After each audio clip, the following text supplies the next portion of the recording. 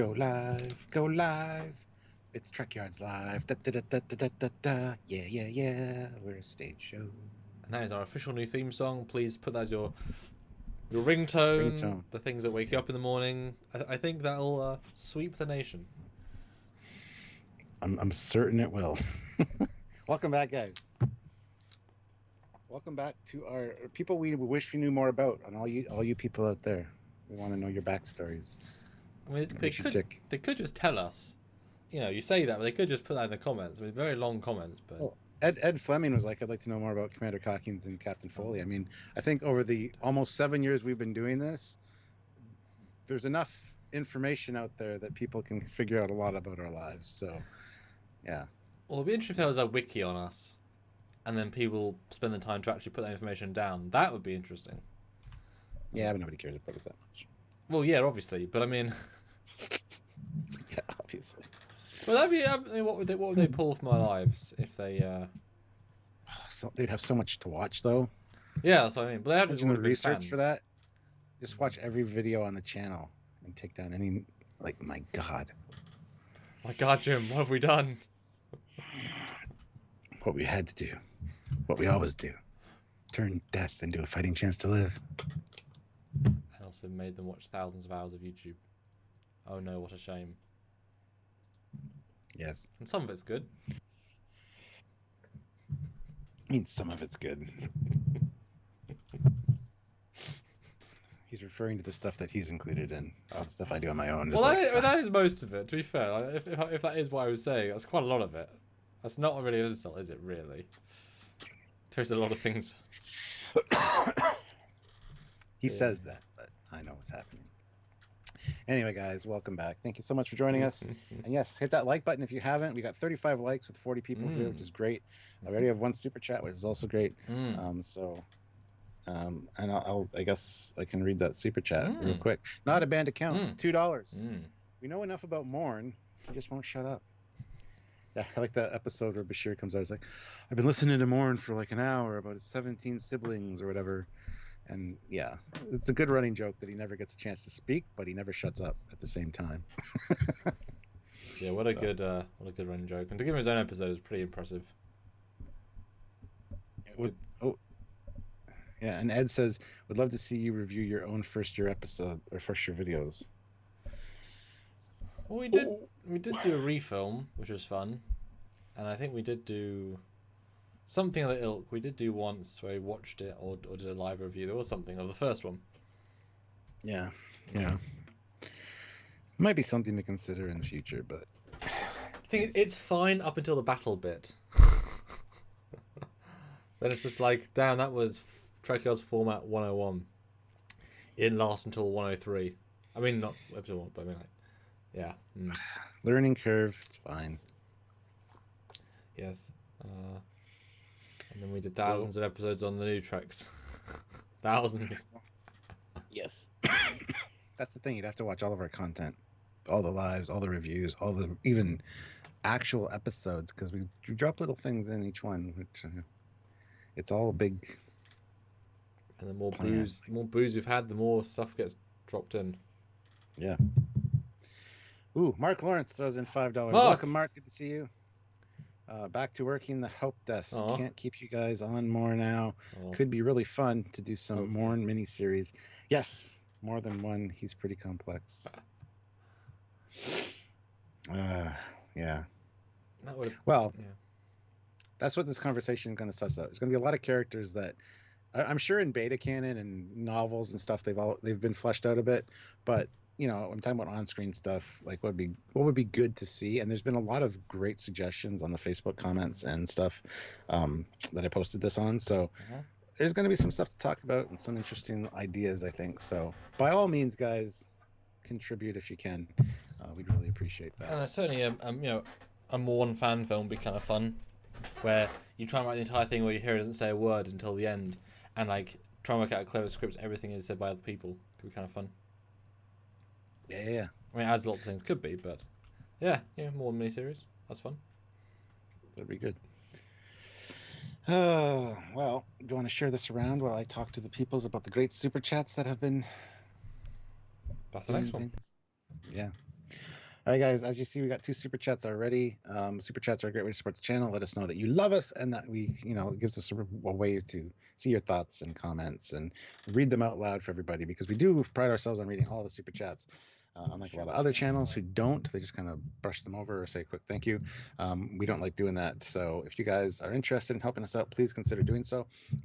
You can also join the channel. There's a join button down beside the subscribe button, which helps us on a monthly basis, much like Patreon. If you go to Patreon/Trekyards, you can help us there. You can just hit the join button here. And if you join the lives a lot, usually the join button here is the best thing, because you get your name highlighted. You get a little badge beside your name showing us how long you've been supporting the channel.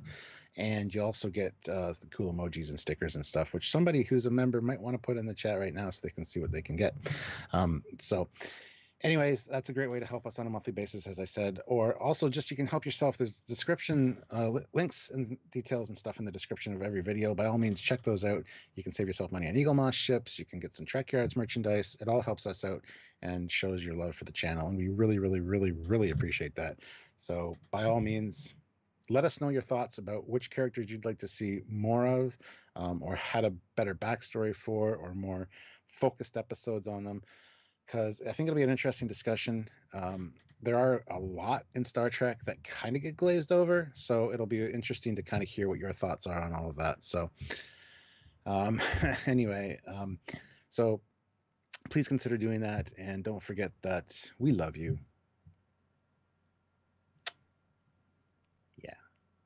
And if you love us too, by all means, there's different ways to show us, so we'd appreciate it. Just hitting that like button is important. We have 54 people here with 46 likes. Hit that like button. That's a great way to help us for free. It's easy to do. Share the video around. Make sure you're subscribed to the channel. Make sure the bell notification icon is selected to all, so you get notified when we upload, because we do a lot of fun lives during the week. And we also have our regular Saturday content. And when New Trek is out, we have a lot of different breakdown videos. So there's a lot to cover. And with all this new Trek on the horizon, it's going to be busy for us, but we really love it. And we would love you guys to be notified when we're uploading new content, because we do enjoy doing uploading regular content, especially during New Trek. So yes, make sure that bell icon is selected to all, so you don't miss any of it, because we're busy beavers here sometimes. And of course, we had the Sailor Class Scout ship, which came out on Saturday, and it's already at 10,480 views. Which is amazing. So thank you guys. 700 likes. That's actually a lot of likes. Yeah. Glad you guys responded to that. And as a little fun update, so every time we go through these, I can give you an update. My Trek Shorts fan film project is currently at 46% funded, at 3,512 and 73 backers, with 13 days left. So pushing through. We'll do another match Trek live talky thingy. There'll be some more exclusives next week, which will be fun, as we enter the kind of last home stretch. And if you guys saw, we did announce a new perk, or 2 new perks, to be Enterprise E or Cerritos crew member. The kind of fun, silly perk. And then we've also got something very fun coming out this week, and maybe some little surprises as well. So, yeah, slow and steady. So there you go, guys. Make sure you're following and paying attention. Lots going on. All right. So we had 50 likes already. That's great. Keep hitting that like. Well, hit it once. Just hit the like button if you haven't. Appreciate it. Thanks. We got a bunch of great super chats as well. So let's get into that. Squadra Course puts in $2. Wait, someone hasn't watched all Trekyards episodes? If you've watched every video on this channel, I would be impressed. I really would. Oh no, not all your ones. Damn it! I can't even say that. See? I've watched more than you. several dozen times more than you. That's a very good point. How many of our Picard ones have you watched? All of them, back to back. I just make a weekend of it. Yeah. You just kind of hear your voice for 24 hours straight. Although you could do that, couldn't you? Just watch us for like a full day. I wonder how many you can get through. That'd be interesting. Just start the very first video and just go. Or just start the Picard. Like if you start our Picard list, can you get how much through our Picard content can you get in one day? Well, I'd rather watch our Picard content than Picard content. You know what I'm saying? So. Oh. Shots fired. Hi, William. Sorry, continue. Colin Cameron, £5 with no comment, but thank you so much. That's very appreciated. That is a comment. It's a comment of support. It is. It shows us that they love us, as I keep saying. Eric Martin, $5. I think I'd like to know more about O'Brien and Crusher. Husband, Picard history. Picard's Stargazer era. Do you mean O'Brien, or do you mean Jack Crusher? I'm confused. I was going to make a joke that I wanted to learn more about O'Brien, the transporter operator, but I think he gets fairly well fleshed out at some point. I don't know when, but it happens. Yeah, we're not there yet, so we don't even know, do we? But yeah, I mean, learning about Jack and the Stargazer era would be cool for sure. Well, honestly, at this point, having seen what they do with Picard, I'd be more nervous they would corrupt it a bit. Like the the ambiguity leads to lots of potentials, but that's one of those untold stories that would be delicate, and you'd have to get everything right because it's such a potentially important story, or a potentially throwaway story, but it is one or the other. It's not anything between, Mm-hmm. And Mark Lawrence says, I've seen everyone. Now that I believe that Mark has probably seen every video on our channel. Now, have you seen every video on the Captain Foley personal channel? Yeah. That's the other question. And do you go back and watch the lives? Because if you're not there for the lives, you watch those. I don't know. Not a band account, $2. When can we get a live stream of you two playing FASA? Never. We gotta be together physically. We need the game. We need miniatures. It would be a whole production that would take forever. So, never is a good answer. So, Picard season 4. Or Discovery season 7. There you go. That's far enough away. Yeah. We old men retired playing tabletop Star Trek. Yes, I remember the same old man voice, despite being many, many years less old than each other. Kyle Wong, £5. Hi, dudes. I would have liked to see a backstory on Admiral Elena Nechev. Yes. Hoping that for moving forward that they do more on Admiral Vance's backstory and Discovery, because I would love to see his captaincy after the burn and things, to see how he got that position. But yes, Admiral Nechev definitely came up in my mind earlier today when I was thinking about this. It'd be cool to see an Admiral series, like what happened just before, like the mission just before they got promoted to Admiral, and then that transition to Admiral for each of them would be kind of neat. Like an Admiral's book series would work. You know what I mean? Because there's a lot of Admirals over the years. So. Yeah, Admirals are tricky because by definition they're removed from the action. So you have to the captaincy beforehand interests me, like their career. Oh, I see what you mean. Oh, I see. Yeah, and especially as we watched I watched a DS9 episode, and they said that Cisco was a pilot before he became anything commander. He swapped tracks, so he was actually wearing, that badge. And so what were the admirals? Because you can swap tracks, so admirals can start out as science, end in command. That's fine, and that gives them all their unique vibes. So what was Unsung? What was she before? Did she even fly a ship? Because not all captains get a ship, because there's not that many ships. There's more captains than ships, I'd assume. But you got to think, there'd be something that would get them to that. I'm sure not all of them necessarily get to Admiral. So I would just like to see the final mission before they get promoted. That'd be cool, like just to kind of get the tail end of their career. Yeah. Not necessarily the catalyst, because that could be like years worth of build up. But I mean, just that one final mission. That'd be kind of neat. Well, I associate often the Admiral TB is that last straw that gets them the chair, like gets them the promotion. Like I'm sure lots of admirals are being, potential admirals for a couple of years, and they're just waiting for a good chance to get them. But I'm sure other people are just like, ooh, that impressed us. Let's make them admiral. Over a weekend sort of thing. So I remember all those stories. Pick up admirals like that. Yeah, that'd be great. Mark Lawrence, $5. Young Chakotay in the style of the current series Young Rock. Haven't seen the Young Rock yet, but it's probably like the young Chris Rock series. Is that the one you're talking about, or is there a Young Rock series? What is going on here? I know what he wants. I know what he's referring to, kind of. I mean, we got a Chakotay flashback with him as a kid, and his grandfather and stuff. So I mean, it's sort of close. I feel like Chakotay's past would be very ground on earth, with Earth stuff, so it would not be necessarily as Star Trek as it could be. And that's not a bad thing by any means. But I'd certainly be interested in seeing him in the Academy. That I think that'd be a fun story, knowing that he, although having read as we did previously his bibliography, seeing how, he was an instructor at the Academy. It was like to be an instructor at the Academy. There you go. Well, and it was interesting too because he rose through the ranks of Starfleet and then went to the Maquis and then came back. It's like he's actually got a very interesting story if you follow that. Although obviously, came back is probably not the right way of saying it. He was forced to wear the uniform in a ship that he was forced to serve on because he lost his own ship. Like he wears Maquis rank, but he's not part of Starfleet. He's just he's wearing the uniform. But he was part of Starfleet, so. But I mean, he never came back to Starfleet. He's just wearing the uniform out of necessity. Yeah. Mark Lawrence says no, it's Dwayne Johnson. Yeah, I was thinking of Everybody Hates Chris, which is young Chris Rock, but apparently there is a new version of that, which is with the young Rock. So yes, I've heard about it. I just haven't seen it yet. So cool. And is it about his character that he played on Voyager? This young alien guy that becomes a fighter. I mean, that is his most famous role.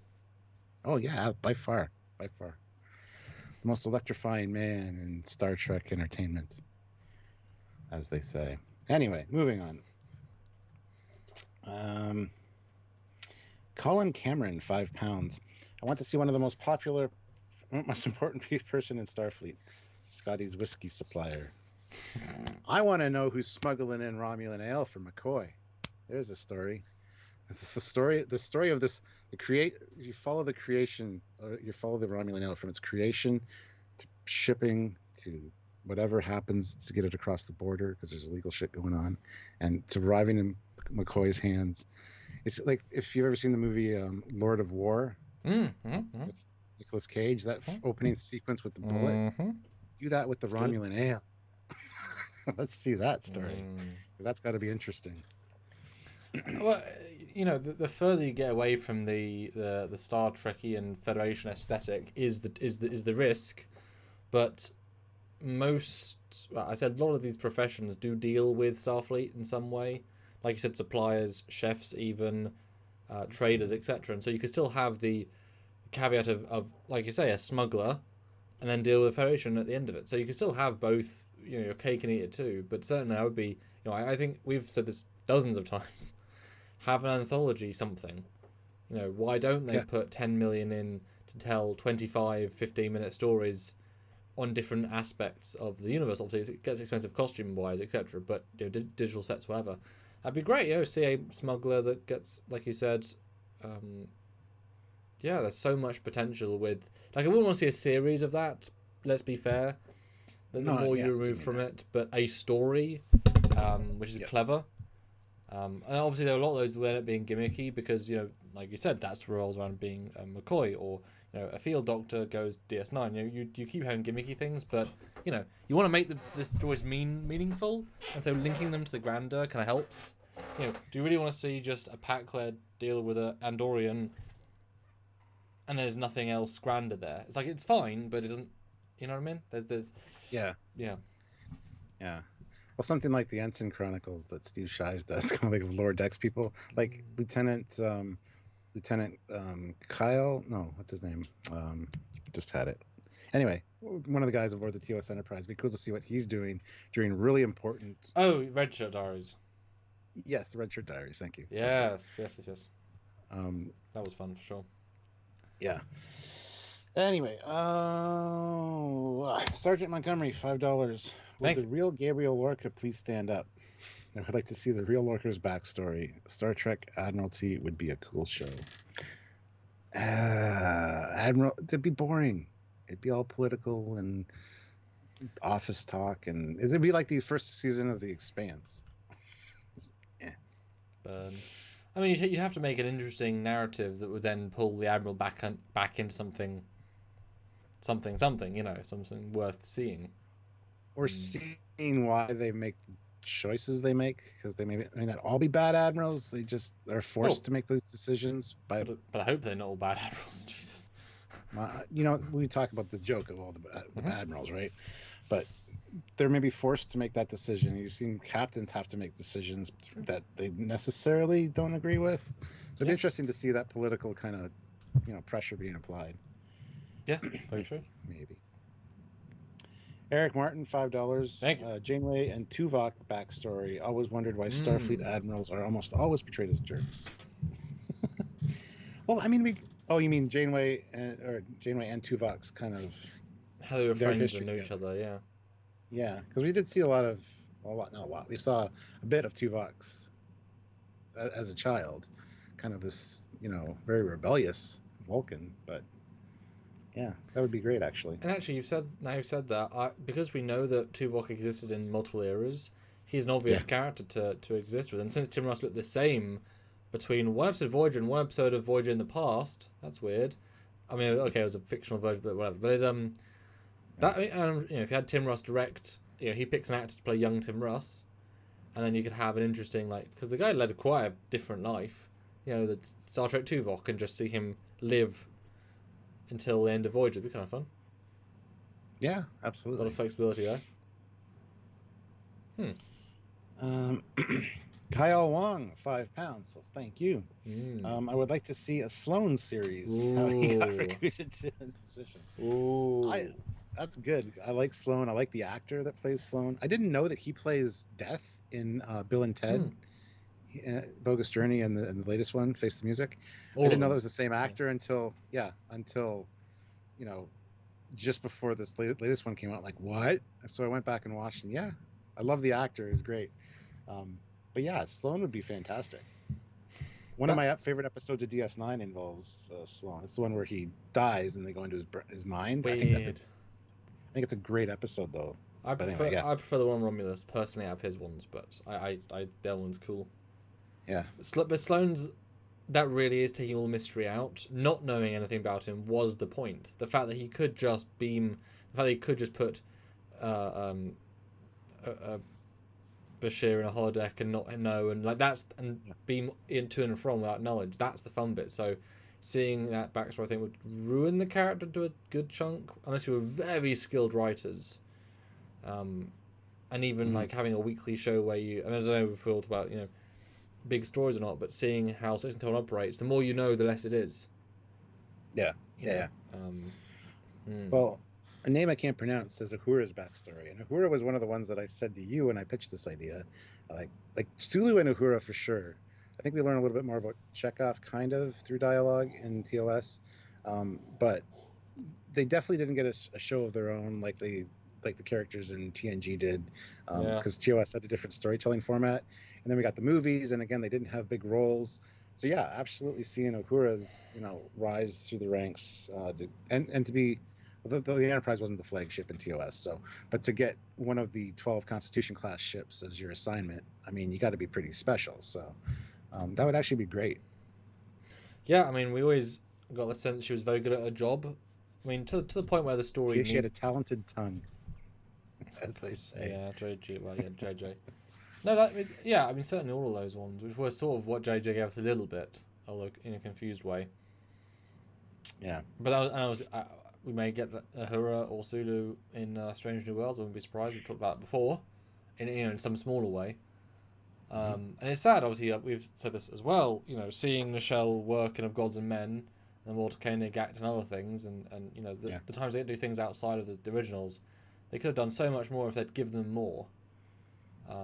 Imagine if at the end of Star Trek 6 they'd said, right, we're going to do 3 spin-off smaller movies, because everyone's still young enough, they're just old to be a group of people working on the Enterprise together. How long has it been? 35 years. That's a bit weird. Why is he still the helmet person? But if you'd had a $5 million movie each, where they're each leading a show, I absolutely guarantee all 3 of those actors could have risen to the challenge and led a show or led a smaller movie and got massive views.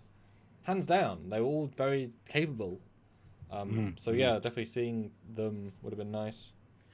And Jason Hurdle says Ezri Dax. I mean, we actually learned more about Ezri Dax and her family than we did about Sulu and or Uhura. Absolutely, yeah.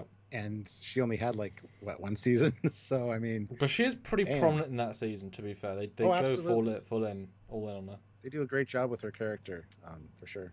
Well, she also has DS9 is all about the character dialogue, because as we know, by the end, there were lack of story, mostly character, because it was one big through line of getting war, so they had all of the time as a character, and so every time you talk to Ezri, it's for the most part do a character thing, whereas in TOS it's do a story thing because you had 26 stories in a season. So yeah, for sure. But obviously she also but she was also, while she was in the chain of command, she was the counselor, because she wasn't a scientist really, was she? No, she was a counselor. Yeah, so she was never techno babbling. She was never helping solve problems. She was always there to deal with people, and so obviously you learned a lot about her because she was dealing with people in every scene. So, you know, whereas Sulu is there to tell you about the astrological phenomena. Yeah, I mean, Ezri, I think that's a fun point actually, is the fact that she gets the promotion, and she's like, "I don't deserve this, sir," and he's like, I told Starfleet, what are you going to learn in the next couple years that you haven't learned in your past whatever lifetimes? Was good. But yeah, Mark Lawrence has a great idea for a mini series. The Boothby series would be great. Learn more about Boothby, how many people he's interacted with and you know, influenced in Starfleet. That's got to be an interesting story. What was he doing before he was a gardener? Stuart, he was always a gardener. Are you sure? Oh, he's also in Section 31, but he was always a gardener. I was going to say, is he the Starfleet version of Garrett? Now just a lowly tailor, but with a history. Just a lowly gardener. Plain, simple Boothby. I know all of your secrets, Admiral. What? Nothing. I know where you beamed the bodies. What? Nothing. That's why he's still got a job at Starfleet Command. He's got blackmail on everybody there. Everybody's afraid to fuck with him. Turns out that gun is not how it's meant to look. He does an awful job, but he has blackmail. Yeah.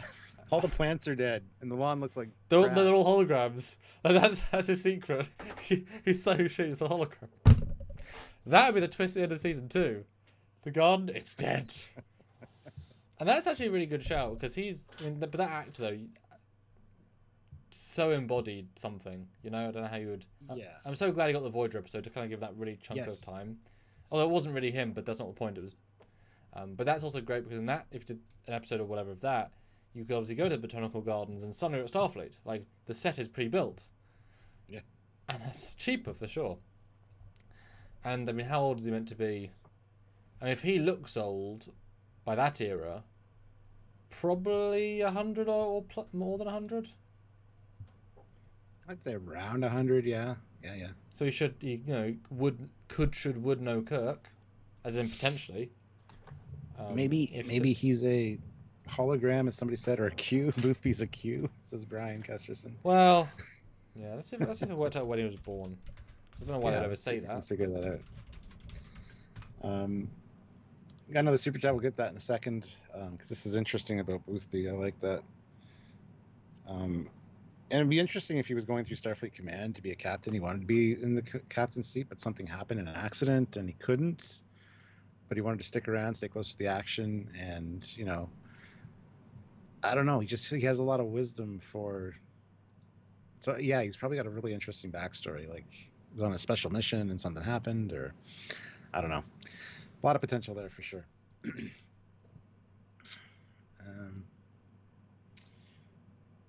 Yeah. Have we found his age? Probably not. Oh, absolutely not. But he was doing stuff at the academy the same year Jack Crusher was born, which tells you at least he was that old. So he's that full generation before. Mm-hmm. And he was a groundskeeper then. So he's been a groundskeeper the entire life of Jack Crusher, which you would assume would be the same age as Picard, roughly, if they're at the academy together. Oh yeah, that's a good point. Yeah, because I was going to say he's probably like 30, but we only saw him like before he died. So yeah, between Crusher being 0 and so he's at least going to be. So he's most of Picard's age. He'd have to be older, you'd think.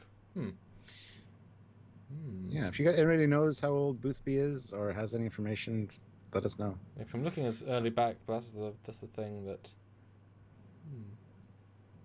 Colin Cameron, Boothby is an immortal, a la Highlander. There can be only one. Now that I wouldn't mind actually if he had like some sort of genetic disease that meant he's like 230. Yeah. That would be really fun. That would be a nice twist. And that's funny because he's safe on Starfleet Academy grounds because the Immortals cannot fight on holy ground, and that's holy ground for a lot of people. We've been there. We felt the vibe. Or wouldn't it be kind of fun? It's late for our plane, but hey, Worth Mark it. Lawrence was with us, and he's in the chat. He was. I first shot that picture, and Yeah. Changed.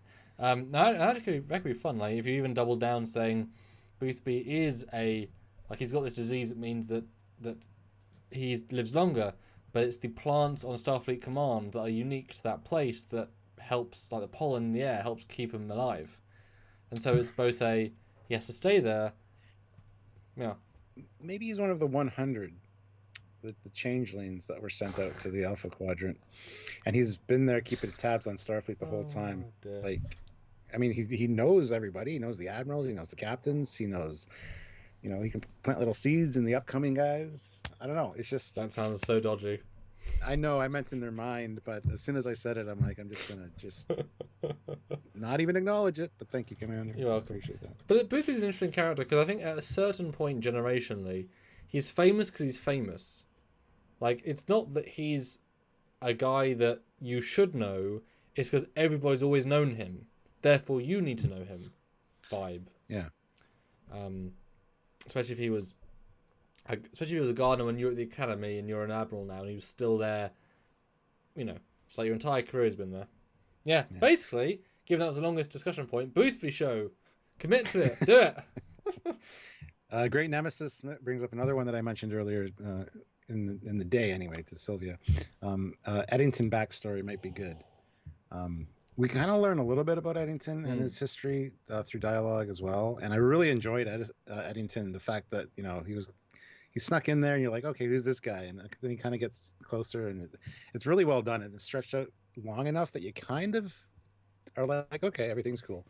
So that was really well done. It wasn't hey, here's him in this episode. Next episode, he's a bad guy. Yeah, I would love to know if that was actually the plan because you don't always plan it that because he was stuck on the ship for a while. Like I say, it wasn't 2, it wasn't 10, it wasn't 5, it may have been more than 10. It probably was more than 10. I think it might have been a whole season actually. He was there a while. So. I don't know if that was planned, or if he was just we'll do something with the character at some point. Because it feels almost unintentional, but that's the point. Like you say, he's meant to blend in. Yeah, it's weird. An interesting fact that you guys might not know, and I found out about not that long ago. The guy that plays Eddington is the lead actor from the movie Krull from the 80s. I didn't realize it at the time, but he looks a lot different in the 80s with hair. Just saying. So go back and watch Krull and realize that's Eddington. It almost seems like a different person. Anyway, Charles Thigh throws in $5. Thank you. Why is Morn on the poster image? He's such a chatterbox in DS9 and always steals every scene he's in. He has too many lines sometimes.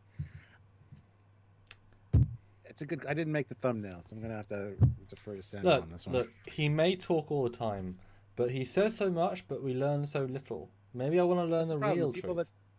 The people that talk a lot don't actually say a lot half the time. It's the people that are very quiet that, they only... Scary. It's like Chasing Amy, Silent Bob. They only doles out the information when it's important. So That's a reference. Always important. Oh, yeah, it's a good reference. Squadra Course, $2. Thank you. What if Boothby is a Dawood? I feel like I know what that is, but I don't know what that is. Yeah, me too. I feel like Where was that? You would have caught on to it, so I was like, huh? How far back is that comment? It's a super chat. It's not that far. Oh, okay. Dawood. Oh shit. Oh yeah, the old guy in TNG that killed an entire race. Oh yes. That's good. That's a good shout. I like that. It's a bit literal, but the fact that it makes so much sense is quite like, oh goodness. Yeah. Wow. Good job. Also, I'm just why don't you just talk to them? I'll just be back 1 second. Okay. Yeah, that'd be interesting to bring them back, or at least one of them, because we didn't learn anything about them really, just that they're super powerful. But you're right, that's a great one. I killed all the Hussock everywhere. I hate them. I killed them all, even the women and children. Oh, wait a minute, that's Sand People and Anakin. Anyway, hopefully you guys are enjoying this. Hit that like button. We have 116 people here. Make sure you're subscribed to the channel. Make sure the notification bell icon is clicked to all. And by all means, like I said, hit that like button. Let's get to 100 likes. Another 16 likes should be great. I would love to see that. So if you can, please do so. Of course, I'm going to wait for Sammy to get back to read any more super chats, but Jude Dean says, Porthos show. Ooh, Devo77X, Gary 7, his stories were never told on TV. Yeah, Assignment Earth was actually a pilot for Gary 7's series, which never came to fruition. But it would have been great to see him and Roberta Lincoln doing their thing with the cat Isis. It turns into a girl. That would have been great, actually. So yeah, that's definitely one for sure that would need some fleshing out. And I think there's been some novels and comics about that. So, yeah, definitely some interesting things there. The fact that there are humans and taken to their planet to be trained. So that's great. Hey, we're talking about Gary 7 right now. Ooh. Simon Earth was a failed pilot of a Gary 7 show. That would have been great, actually, to learn more about that. So, well, that's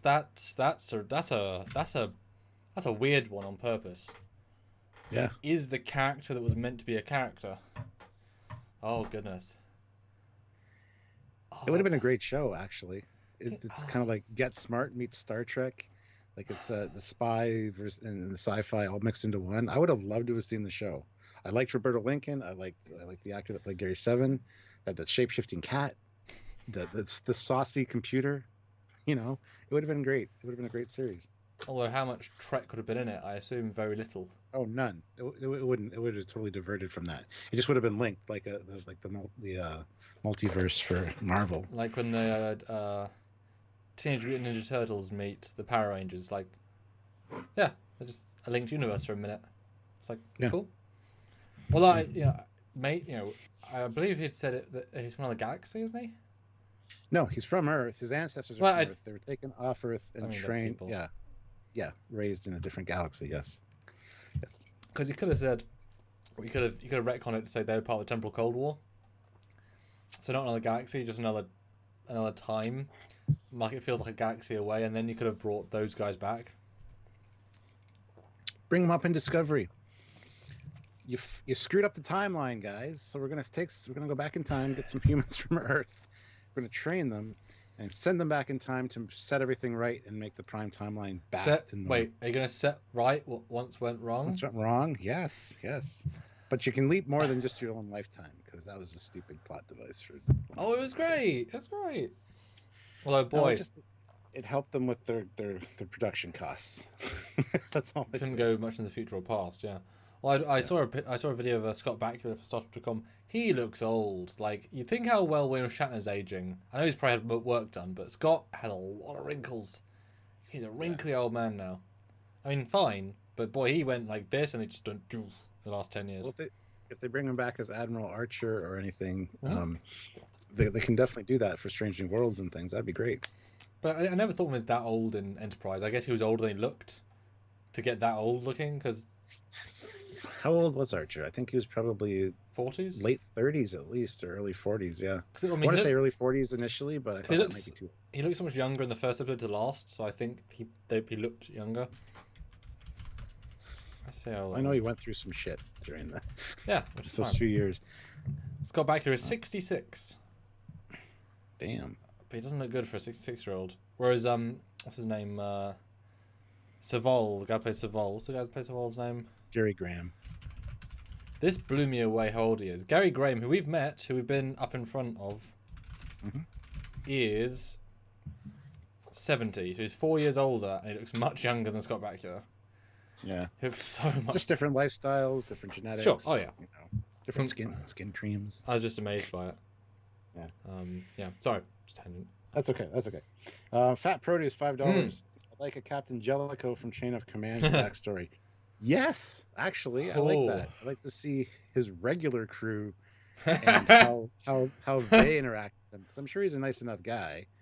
Just he comes across as a bit of a hard nose when he's, in that position. So, although I've got to ask for a slight clarification with a lot of these. Are we saying we'd love to know more as if they had done shows with the original actors back in the day, or restart them now with new actors. Because if you say hey, Jellico, I'm like, oh, that guy defines the role.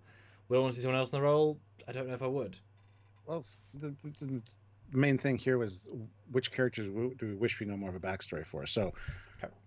or screen time. So either one works. Okay. I would definitely want to see the original actor for Jellico for sure, but he's definitely old now. So, but I like that actually, and there's so many times that they could have brought back people again into TNG, and they did it a few times. But why didn't they bring back Shelby?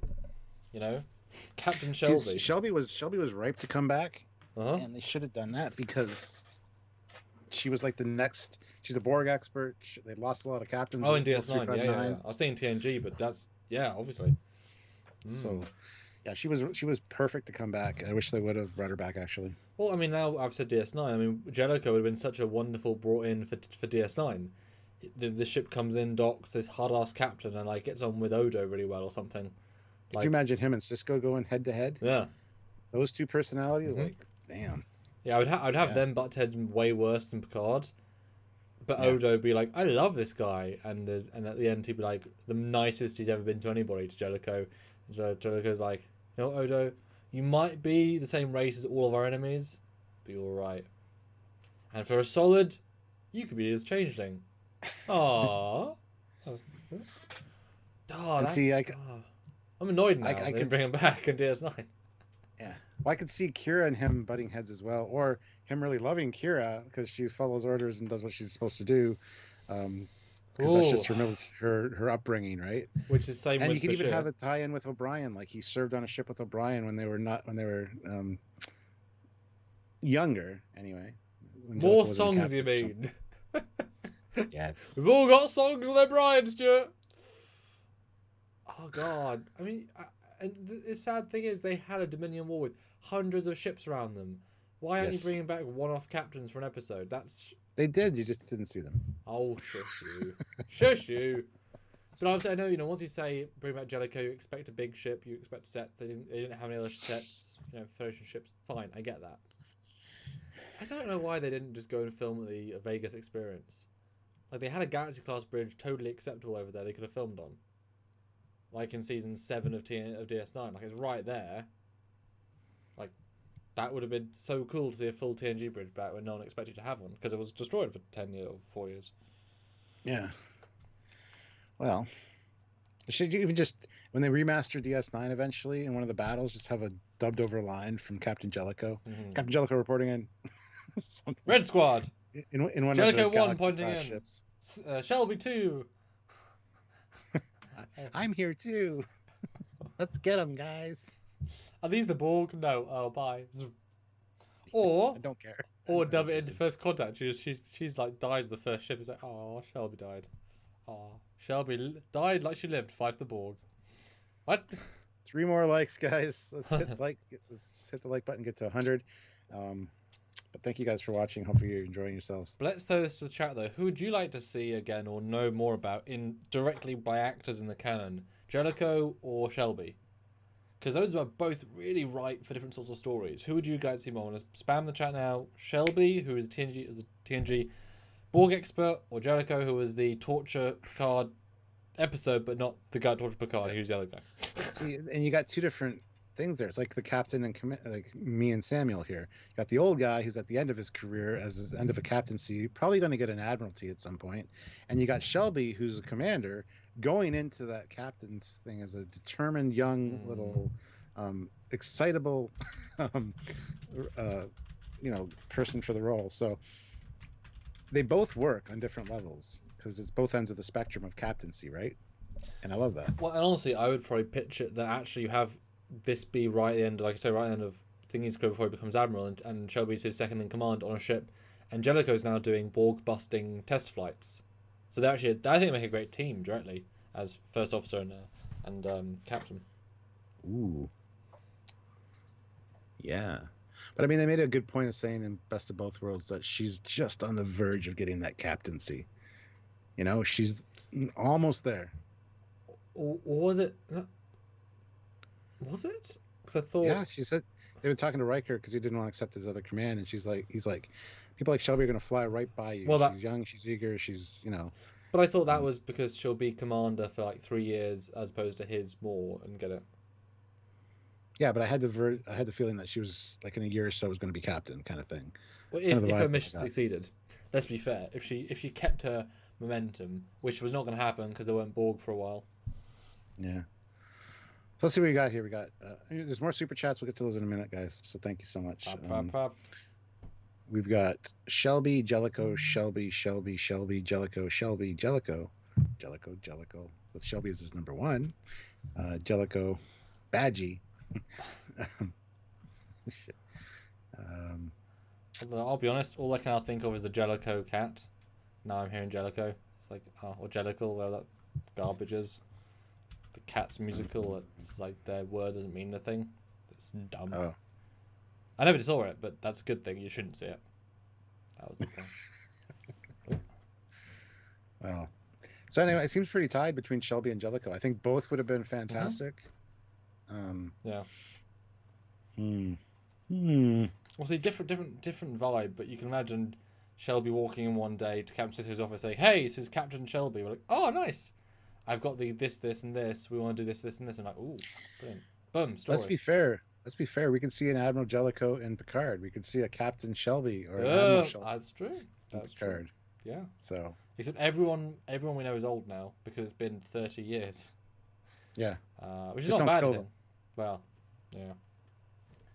Those are good shouts for sure. Although to be fair, we've said we know that Patrick asked Whoopi to be in Picard season 2, although she's not been officially announced being season 2, despite being announced on national TV by them. Yeah. So we will learn more about Guinan, I'm assuming. Yeah, Guinan, that's another great one. She's got a definite backstory. We saw a little bit of it in Star Trek Generations. So I mean, and Times Arrow. That's the big one. So we kind of got a few little hints of her timeline. So. And Nemesis, where she said sometimes she'd been married, etc. Yeah. But the thing is, do you want to know all these characters that have that mystique? Is learning about them a good thing, or is more just seeing more adventures with them, and therefore seeing more of the character quirks enough?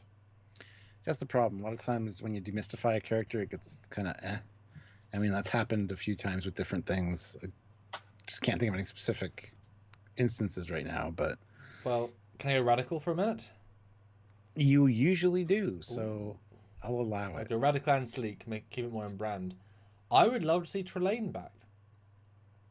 Yes, absolutely. Same costume, same energy, obviously different actor. And the great thing about that is that they're non-temporal, so you can turn up exactly as he was, just like, okay, I'm out of my room now, I'm out of my timeout. Who the hell are you? I'm Picard. Huh? And it's like, we can say they're the cousins of because wasn't the joke that like the M's, like they're not the Q, they're the M, they're different. Yes. That's one of the books. I find that quite amusing. So I think that would be a really fun, just because the vibe is so fun and I always like the costume. I think we've seen that costume in person, I believe. Yes, we have. Yeah, absolutely. Yes. It was nice. I think there's one of two of them or something. Yeah, and they said that one was just literally like a costume pieces from someone else's like fantasy medieval drama thing. They just put shit together. Yeah. Because it was just assembled. It wasn't built. It was assembled.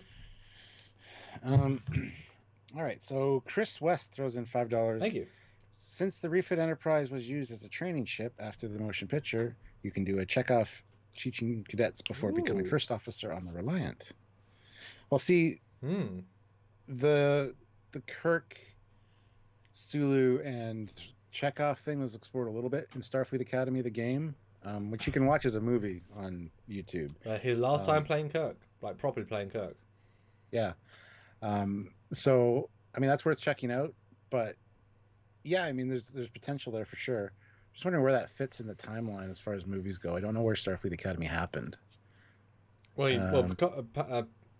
Shatner's fat, so near the end.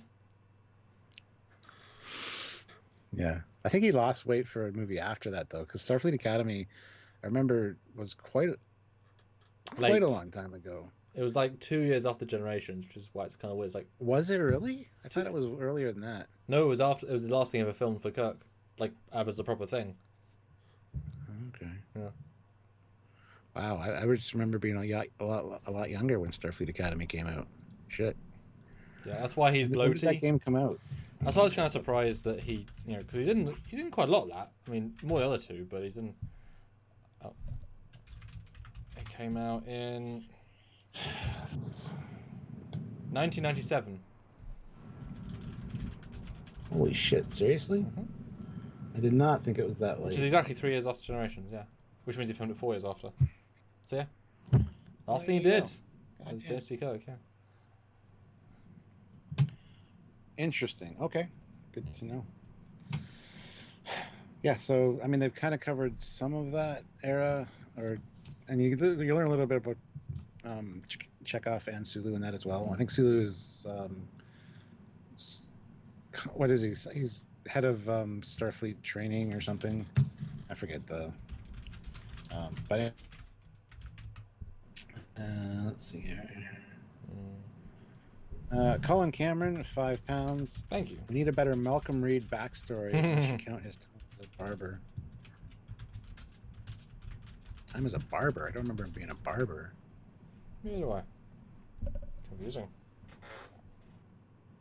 I mean, to be fair, most of the Enterprise crew could use the better backstories. I mean, Mayweather, they fleshed out his family a little bit, kind of heard about his life.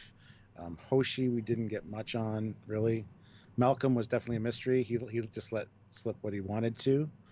And sometimes when stuff he didn't want to. Trip, we kind of got a full story for, I guess. Ish. There's definitely more to Paul we could learn about, for sure, considering how old she is. But I do think part of this is obviously those that we really were underserved. Because all those ones are more like general people that... But, obviously the main TOS cast are more exciting to us than the Enterprise cast. But also they're in a more interesting time. I don't know, the tensions of the Klingons add stuff. I generally like the idea of having Chekhov as a teacher. That sounds like a fun... So I know that Koenig did a bit of drama teaching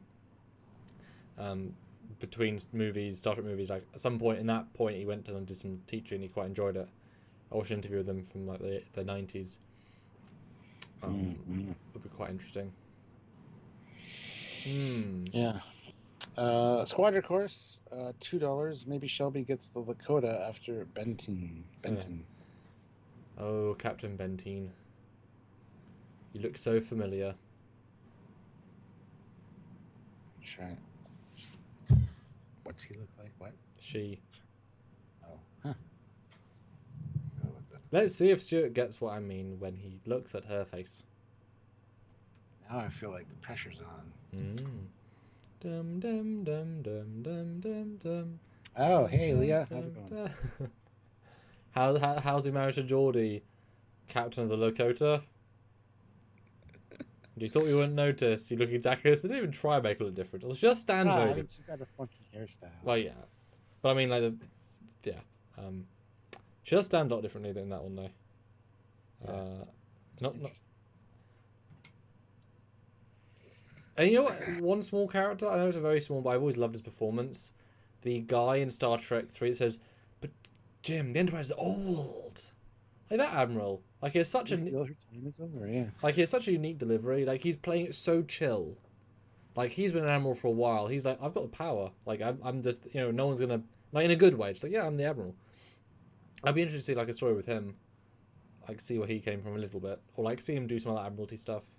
Obviously, well, I mean, if it was at the time, same vibe would have been fun. I don't know. Has he started to you before? Or was that kind of me just throwing out what I quite like? It's funny because the actor that plays him and the actor that plays the Starfleet security guy in the same movie look almost identical. So for the longest time when I was young, I was confused. One that comes up to McCoy and says, "Federation security, sir. You might want to not talk about this in public." They do. They look too much alike to be in the same movie. Hasn't he got a mustache, the security guy? That's the only difference. Yes. You're right. I've always because they could. The Admiral does too, though. The Admiral has a mustache too. Oh my god. Because you're right. No, I've occasionally thought they're the same person because he could be this like. Yeah. He could go after McCoy. It makes sense if he's trying to. He's got lots of kids to feed. He's working 2 jobs: Federation security and an admiral. He got his admiralty is honorary. He doesn't really pay the bills with it. There's no conflict of interest there at all. You know. Yeah, by day he's an admiral. By night he's a private investigator. It's exactly. It's like the girl on the again, they did this in Star Trek 3. The girl on the bridge of the Excelsior, and one on the Reliant. Yeah. No, wait. Oberth. The Oberth. Yes, thank you. She died and lived and died again. Not the only person to resurrect. I don't know if they were twins, but they look so much alike. It's like I was confused as a kid because I'm like, what the hell is happening right now? It's great. It's so ridiculous. And yes, the first guy has a nice luscious moustache, and the second guy has. He looks more like Billy D. Williams, the second guy, but yeah, very similar moustache. That is eerily similar. Yeah, I bet they filmed those like further away scene wise because they would have noticed. Surely the customer would be like, well. Plus the bar with the security guy is darker, so it's it's not as well lit. So I don't know. It always bugged me. Yeah, bugged me. I like that. This is Jellico. Oh, sorry. Oh, 107 likes, guys! Hit that like button. We have 121 people here. We can get a little bit better than that. Would be great. So thank you if you can, please do. This Jellico says, "What about the Excelsior captain in Star Trek 3, Admiral Kane?" Captain Styles. Yes. Captain Kane, yeah. I mean, that would be a good, 10-minute short, though, wouldn't it? Like, him just being a dick. But he got into command by being so passionate, or maybe he was really nice, then as soon as he got the captain rank, some admirals that become dicks, though that captain rank just pulls him down, and now he's real. Well, he was always kind of an asshole, because he's, filing his nails, he's got his baton. Why would you direct him to do that? Seriously, why? To make him seem like a douchebag. That's why, because you don't want to like the people on the Excelsior.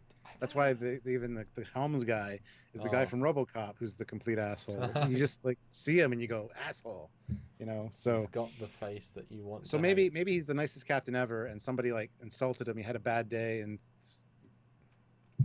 the reason he's got the baton is a friend gave it to him as a joke, and he's like, you have to carry this around for a day. Look like a total douche. It's like eating an apple. Makes you look more of an asshole. So yeah. I don't know. Chris West puts in $5 and says, "Can Uhura become a captain?" Well, she's a commander in the movies. I don't know if she could probably become a captain of communications. I guess like Scotty became a captain of engineering, but I mean, Scotty held the captain's chair a few times in TOS and was on the command track. So I don't know how that would work. It's all whether she wants that, I guess, because she was in communications. I'm not sure if that would necessarily translate into a captain's position, unless it's for a, Beverly gets the medical ship. Exactly. Well, if there's some kind of communications array or something she could be captain of, or I don't know. I honestly don't know about that. I mean, at a certain point, though, like I said right at the beginning, there are only so many ships. And, most people don't expect to be a captain of a starship. But the rank is still an important thing to get you into places of power and do things. So I can imagine she's a captain and she's on she's on a space station. She's on Earth. She's teaching the academy. She's that sort of role. It's a location-based, high-end role. There's no captain of anything. She's just a captain rank. Just like you have Captain Scott, Captain Spock, and Captain Kirk all on the same ship. It's like there's 3 captains in Star Trek 6. Yep. Why is Scott a captain then? Yes, he's a captain of engineering. Yeah, there you go. Yeah, so there's 3 captains on one ship. Yeah, it's called a legendary crew. Yeah. And like you said, there's not a lot of ships. So. And Sulu was obviously a commander, otherwise he wouldn't have been captain of the Excelsior. So. Yeah. And Chekhov's just lieutenant. Oh. He's a commander in Star Trek 5. Just saying. Sergeant Montgomery, $2. How about Tales from Mr. Mott's Barbershop? Mr. Mott's Barbershop. Yeah, the things you'd overhear there. He's done how many space mushrooms? All of them. That's a lot of space mushrooms. Yeah. I mean, that'd be a fun one-off. I would be interested in seeing that. I also just quite like Bolians. I'll be honest. I think bones are quite fun. One that stood out to me in the comment section of Facebook today was somebody said the Gorn captain from Arena. Imagine seeing like his day, how his day went. Gets up, gets out of bed, starts heading towards the bridge. All of a sudden, is on this planet, fights Kirk, goes back home, has to deal with his kids. It's just, yeah, let's do something like that. Yeah, I like it. Fat Produce, $5. I'd like to know more about the how can you be deaf with ears like that guy? Your planet, welcome. Yeah. Well, and Ventress from Star Trek 3, the Smuggler's Tale. Pick 5 smugglers from Star Trek and give them a little bit each. Then you get to have mud, like actual mud. What other smugglers are there? Oh, Akuda. Outrageous Akuda. He's a smuggler. Akuda, yeah. Can you have one more smuggler? I'm sure there's enough smugglers that you could. I just can't think of any. But yeah. No, I mean there's lots of stories for sure, and I just as far as characters go though, like I would have liked to see more of Harry Kim. I'm sure we saw his girlfriend kind of, and we met his parents once. We didn't really get his backstory though.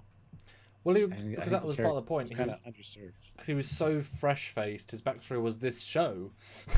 As weird as that sounds, like this is his new life. The academy. Yeah, exactly. No, that makes sense.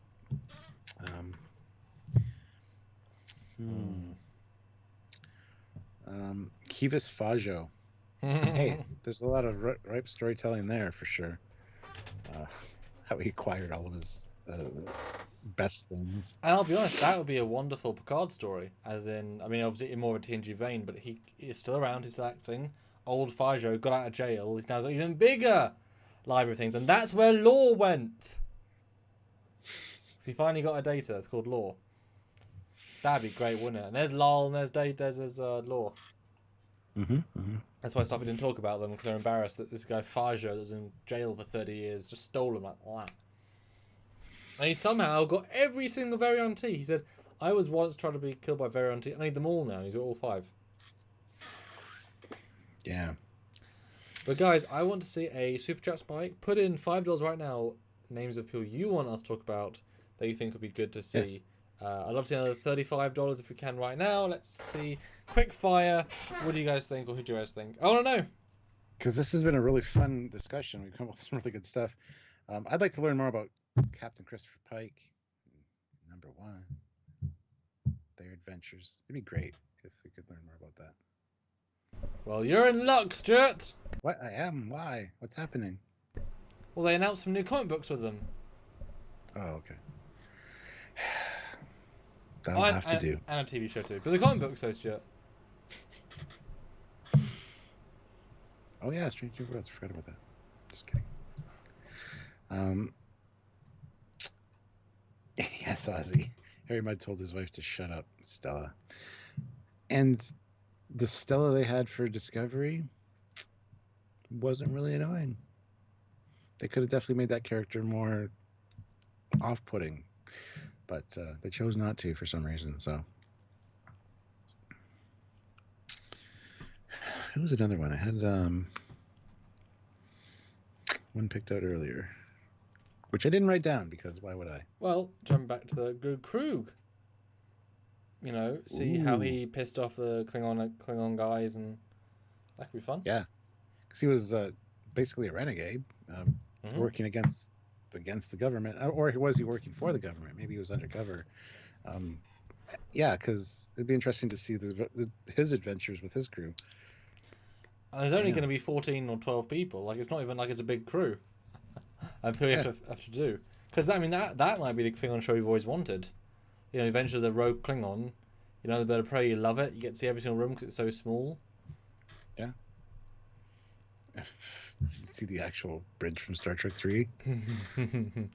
which I kind of like better than the one they used for Star Trek 4, but whatever. What I feel you should do is start with it being the normal version, like the one it's in every other era, the Bird of Prey, and then but do it as a green screen digital set. He walks in and is like, "This is ugly. Change it! Change it!" Second guy whose name I've forgotten. What's his name? A Maltz. Yeah, Maltz! I hate it! Change it! Change it! I need a space for my Targ. Literally, design it around a Targ pit. And he comes back a week later. It's like, this is perfect. It'd be interesting if it was a battle bridge or an auxiliary control room that he just preferred over the main bridge for some reason. Because it almost has that vibe. He's sitting on the warp core. There you go. I want to be the seat of power. My Targ likes the warmth of the warp core. Terry Hatcher's character. There you go. The transporter chief in the Outrageous Okina. Dear me. Well, I mean, one more Leffler. Honestly, there you go. Ashley Judd. Leffler was in the episode we just watched. What the hell was it? She's helping Geordi out. Anyway, and she comes back for the episode with Wesley with the little game thing, and that's about it. But I would like to see more of her character for obvious reasons and find out, what her time on the Enterprise was like. All right. Squadron Course, $2. I'll go out on a limb here. Rios from Picard. Absolutely.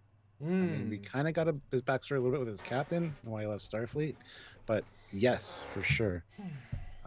Ensign Rios of the USS, because that'd be in the eras we love. Yeah. Rios of the USS Akira. Boom, easy. Yeah. As I was reading that, I thought of another character too. Ro Laren.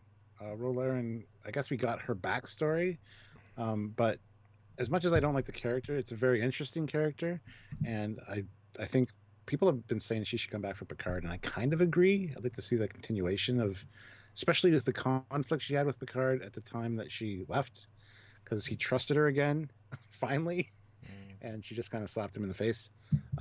So that could be really interesting to have that kind of relationship coming back in Picard. So I mean, that's not a backstory that we're talking about, but anyway, I saw Rios and I thought Ro for some reason. So I mean, again, it'd be interesting, but depends how well it's done.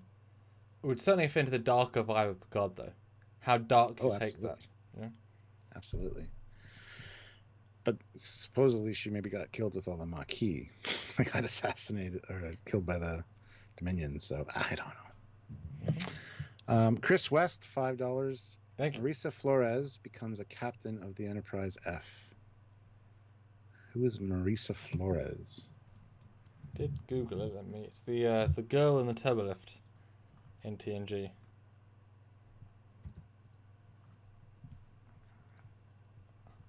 What she looks like now.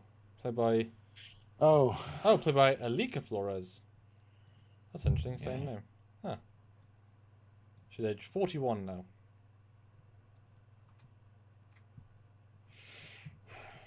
I mean, is there any Discovery characters you'd like to see fleshed out a little bit better in the upcoming seasons? Like I said, Admiral Vance would be fantastic. I would love to learn about his captaincy, or at least have him tell a story of like something that happened, because he said he's made mistakes.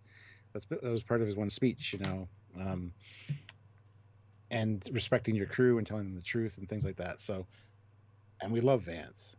So I think seeing anything with him, especially post burn, as a captain, like, what are you doing? Did he have a ship? Was it? I don't know. Like, perfect for that. Yeah. That's tricky because they obviously focus so much on the ones they focused on, character-wise. They're all relatively weak characters. I don't know. Like, there's nothing about Rise or Reese that is interesting to warrant anything. We know Tilly's backstory from Star Trek Online. I don't care about Stamets' backstory at all. Hughes, equally, he's just a doctor. Like, don't care. Tilly might be interesting because we've kind of got the dynamic with her and her mother, but it's all boring, normal, like, human stuff. Like, you know what I mean? Like, and she's a genius at the academy. Okay, she'd just be Wesley Crusher again, but a girl with Asperger's in season 1 and then losing that in season everything else. Honestly, the best one so far that we've talked about from Discovery would be either Vance or Lorca. I'd love to learn more about Prime Lorca. Well, it would make sense for Prime Lorca to be really nice, because she did say you've changed so much since the war started. So you'd have him play actively really nice, like really positive and strong, as opposite to the other Lorca. And then Jason Isaacs being a nice guy for a bit, which is fine. Maybe Admiral Cornwall as Captain Cornwall, but again, there's so little to that character. And besides, she was what's the word? A shrink. So therefore, like, she's a captain, but she's admiral, but she's a psychologist admiral. So she'd be a psychologist on a ship, a psychiatrist. I don't know. They're quite weak characters. There isn't really anyone I would like to see, to be honest. Like obviously Vance. Like if you're looking at if you're doing a lower decks version of Discovery season 3, then I would be interested in seeing the Cardassian captain, the captains in that briefing by just the aliens, and just see 20 minutes of each of them would be fun to see how they interact with crews. I'd be interested in that personally. How about the bridge crew? Arium. Let's learn about her backstory. Bryce, Reese. Let's actually find out something about them other than that they're on the bridge. They kind of are the analogs for Sulu and Uhura, kind of, for Discovery. Just for less personality. Sulu and Uhura got a lot more lines, exactly. So I know we said this at the time. I would if the Discovery security chief was actually from the Mirror Universe originally, like we all guessed, that would be interesting to see her backstory a little bit. The one that died instantly because they wrote out the story because she was meant to be a different storyline and they killed her. But that's she's just a bit of a mean person otherwise. Wheelchair guy from Discovery. What's his story? How would Jet Reno be another one of the ones that you'd want to see? Yeah, absolutely. She's got a very strong character and personality, and is quite quirky in her own way. So I'd love to see her rise up through the ranks. And the ship that she was actually, supposed to be on. I would be interested in seeing a Mary Shifo Laurel if she was in proper the correct makeup. Ooh, young Laurel, who was on just a random bird of prey, just a little bit of adventure, on a D6. But everything looks like correct Klingon stuff, no bullshit. Just her getting to be a real Klingon would be nice. How about Tyler Vaughn before he became as in Starfleet? Might be interesting. Oh yeah. Kind of sad knowing the outcome, but hey. Well, not really, because he's not dead, but you know what I mean. Well, he's not. He is dead. It's just his memories are infused in someone else, so he is dead. They didn't move personalities; they just moved memories over, which they copied. Yeah.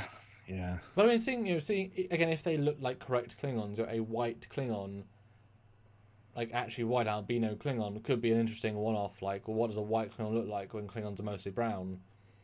As in, if imagine actual Klingons, that'd be weird. Yeah. They never did that in TNG, obviously, or whichever.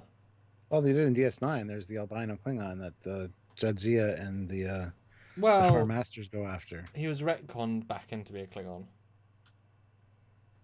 Was he? Because he's sort of a Klingon. He doesn't look like a Klingon. He's a Klingon. They call him albino Klingon, I believe.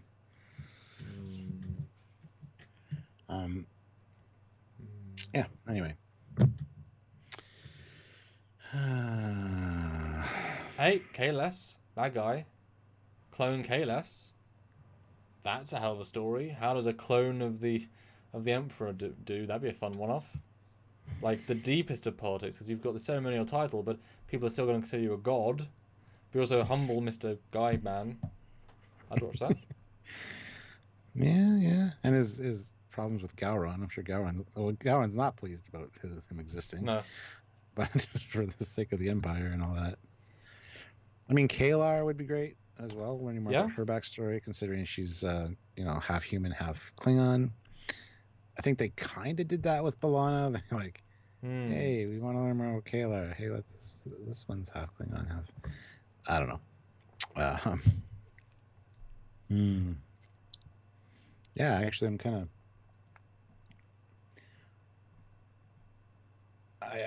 I'd be down for that, honestly. Smart Smears, $2. Has anyone mentioned Tyla Scott yet? Tryla Scott. Tryla Scott. So, and that is the joke about this whole live. It's like, what smallest characters do we want to know more about that we don't know about specifically? Well, I was originally when I thought of it, I thought more Oh, like main characters, but um, sure. I mean, hey, sure. oh, she was the youngest captain in Starfleet Yep, the real genius. Yeah. after Kirk was for his time, but Yeah. yeah. Sure. Sure.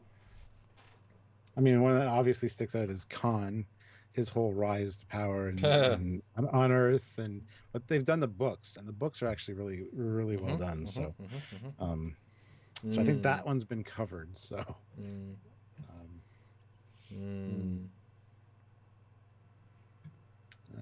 I mean, I would want to see the Burnham's mum's backstory if she was from the future. Retcon that. Explain why she developed the time suit. Show that. So she starts in an alternate future, because obviously that was the future where everyone got killed. And then she goes back. That I would want to see to prove that makes more sense. That's the other one I thought of earlier today. So thank you for reminding me. Is Sarek. Seeing a young Sarek, whether he was going to go to the Vulcan Science Academy and change career paths to be an ambassador, or exactly how that worked out. I mean, we're seeing a little bit of younger him with Discovery, but I mean, pretty interesting life, honestly. The ambassador to Vulcan. Yeah, so I mean, that would be a good one, which I'm sure has been covered in books or something, but. And obviously to double down on that similar vibe, but Curzon Dax, a truly young Curzon Dax, ambassador to Kronos. Yes, yeah. A lot of stuff you could do with that. With a young Cisco, because they knew each other very well. Yeah, I would push it further back than that, but yeah, that too. Yeah, Ensign Cisco. Yeah. I want to learn about Emily Dax, the gymnast. Watch her do her routines and in the showers and later. You said the shower thing. I was being like, look, well, it's what happens after you do exercise, you know. AC Costello, $2. Let's see a decommissioning ceremony of a starship. I mean, yeah, like do they line up other ships and have it fly through the middle of them, as we've seen kind of in fan stuff before? Yeah. Henry Starling's back future from Future's End. No. Braxton, though, you know, a bit of Relativity. I'd like to know that. Ooh, the first officer on the Relativity, actually. Yeah, he'd be golden. I really like his character. Dr. Quace, warp bubble guy. The one that comes aboard the Enterprise and starts the whole thing with Dr. something. The old guy who's like a commander or a lieutenant or something, and he's like 90. Like, good job, bud. Hey, Q. There you go. We got Q his whole life. It's the whole universe, the whole time. No? Okay. Trying here. Matt Boardman. I want to learn about Matt Boardman. His backstory is probably pretty interesting. But speaking of, he throws in $5. I always thought it would be interesting to see the fallout in Harriman's life after Kirk was lost on Enterprise B. Yeah, I'm sure there was a bit of a spiral there as far as guilt goes and things. So, absolutely. And Matt, you should be in bed. He's been up since 8 a.m. yesterday. Yeah. I can't hear you. I said tut basically. I said 3 a.m. Matt. 3. Go to bed at 3, and it's well past 3. That's terrible. No, I mean, you know, I'm a big proponent of Harriman, obviously. Yeah, absolutely. One of the characters. Because I find it insane. Like it paints him in a stupid brush, because if he got the next Enterprise after Kirk, he's one of the best captains in Starfleet. End of story. Yes. Like, you would not get that position. He just had a really off day. Like, beyond off, but a really off day. And to be fair, imagine if you and me were in the same place. Imagine if we had like our own little studio, and Patrick Stewart 10 years ago walked in and said, "Right, I'm gonna do your podcast today." We would not be on point that day. Let's be honest. Like, that would watching us, and you know what I mean. Like the truest of legend, we'd be off our game. It might be a different energy, but if we knew it was happening, we'd be ramped up for it. I'm sure he knew that Kirk was going to be there, as unless it was a last minute decision. Yeah, but then he might have been he was good until everything went wrong on a ship that he didn't wasn't finished. So if we had cameras that weren't properly working, and we were like Patrick Stewart was watching us as we were trying to fuss with cameras, we'd get flustered and not do as well, guaranteed. Like, probably uber true. Celebrity. So that's why every chance I get, I improve his legacy. My fan. And Paul Graham says, "I'd like to see the backstory of Gary 7." We kind of talked about that already. That would have been a great show, and you probably would have got backstory for his training and stuff leading up to Assignment Earth. So absolutely 100% agree with you there. Well, that would have been 60s quirky, quaint alien. Yeah, generic weirdness. Somewhere out there's a dimension where that show went ahead, and I want to see that. Yeah, TOS season 3 was cancelled. Instead, Gary 7 season 1 came on. And Spock got brought into that show, because as well, we need the ratings, so we brought Spock in. So it's Spock and Gary 7. And the lady keeps flirting with Spock because he's a sex symbol, and Shatner's just unhappy. And that show went for 9 seasons. And has 5 movies. Gary 7, Gary 8, Gary 9, Gary 10, Gary 11. I think the series was going to be called Assignment Earth, so same as the episode title. That was the plan. So damn you! It was funny until you ruined it. Hey, I'm right there with you, man. Luther Sloan, we already talked about him. There's the Tasha Yar. But Tasha Yar, once she's gone back in time, that Tasha Yar. Yes, there you go. Have a bit of a story there. Rachel Garrett, goddamn, the captain of the Enterprise C. I would love to learn more about her career. Yes, that's a great one, actually. Although I can imagine, just like with Obi-Wan Kenobi, obviously they're gonna have him go to other places because they can't have him stay on Tatooine really. And so I'd be fine to say that Tasha, even though we think she was stuck on Romulus, maybe she went on little missions because they were like, "Oh, you're really useful." That's a gentle retcon. Yeah. And I mean, their timeline diverged at a certain point, so it wouldn't be obviously truly her, but it would still be something. Do you think, going back to Rachel Garrett for just a second, do you think that John Harriman died at the launch of the Enterprise C? The legacy of the Enterprise continues on.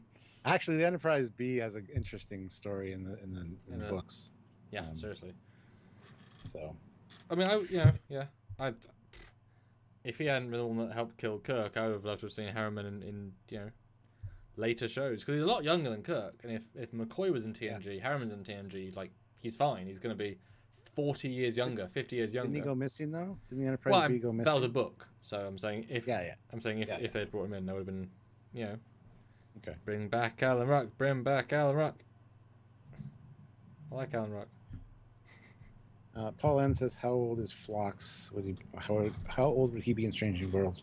Yeah, we don't know the Nobulan lifespan. I'm sure it's long, but I mean, you could definitely have him come back. I'm sure it's long and retconnable to be longer. Yes, let's be honest. Especially as you can imagine that he might have found some sort of medicinal eel that gave him 10 more years of life. Yeah. And you're like, oh yeah, of course he did. Like, yeah, we're not going to question that. Of course he did. Anton Smith says Captain April on screen would be nice. Well, we got him in the animated series, Captain Robert April, for the Time Trap, I believe, was the episode, and or the counterclock incident. Can't remember which one. That one. Yeah. And we got him in Star Trek First Frontier, the fan film feature film I worked on, where he's not British because he didn't know he was British, even though you would think he would do research that he was British, and he didn't. Wasn't until he cast him that realized he was British. It's like, yeah. Oops. But voiced by James Doohan. Yes, yes. Which just shows how good he is, because that's quite impressive, really, to voice someone that British and that different. But that's the advantage when you have a normal accent to your normal character. Then if you don't do an accent, you got a different character. Yeah. Sergeant Montgomery, $2. Earth after first contact and Zephram Cochrane. I mean, the life of adventures of Zephram Cochrane, an alcoholic genius, I guess. Organizer. I want to know what happens between first contact and metamorphosis, where he goes, like, you know, there's the original timeline with the spaceflight chronology, and then there's, which ties in with TOS, and then there's the first contact one. I want to know what happens in between there. Like, that's a perfect storytelling device there. And the younger version of him in Metamorphosis is just a idealized version of what he, thinks he, wanted to be perfect, because he was kind of a good-looking guy. So I'm sure he could retcon his own mind to how he wished he was.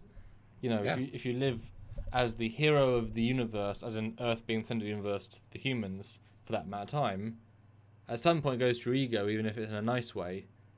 He's the guy that changed the entire world. So he wants to be the guy everyone thinks he is, rather than be the guy he really was. What about Dr. Noonien Soong? That's a good one. That's a good shout. Wow. And his failures and his creating data. I mean, there's so much there, because he was pretty old when he created Data more. Mm-hmm. Still, Bren could play him, no problem. Yeah, like right now. Well, he's actually too young looking to play him, ironically.